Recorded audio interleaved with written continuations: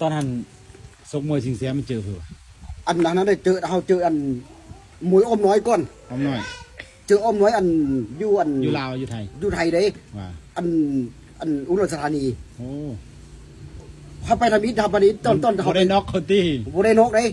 5 ยกเลย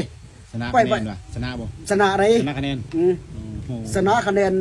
รอบทำมิตรทำมิตรเฮาขึ้นไปโซ่ทำมิตรนั่นเฮาชนะนกอันบ่ทำมิตรบ่ได้นกแต่ว่าเฮาชนะคะแนน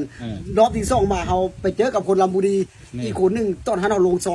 อมหนักขนาดได้แต่เป็นนักมวยเนี่ย โอ้โบนักสิแพ้เขา กลางคืนนี่ใต้ดอกไฟวงเปลื้องนี่ซ้อมต่อยปุ่มเป้านี่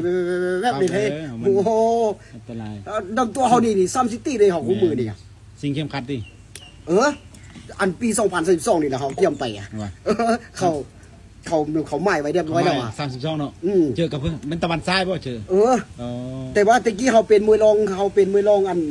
อันนั้น คิกบ็อกซิ่งเลยตะวันซ้าย เขา ตัวหูมวยอยู่ที่ เขาเป็นมวยรองศักดิ์สินแต่อันนั้น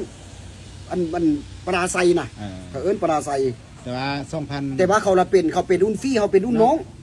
2032นี่มันสิเจอตะวันซ้ายเนาะ เออ ซ้อมดีอยู่ที่ โอ้ แต่ว่าซื้อก็ลอยได้สตีคักได้ตะวันซ้ายได้ แต่ว่าคู่มือนี่เขารอไปนี่เราเอากล้ามตลอดได้เหรอ ตะวันซ้ายก็ตีดีอยู่ได้คุณ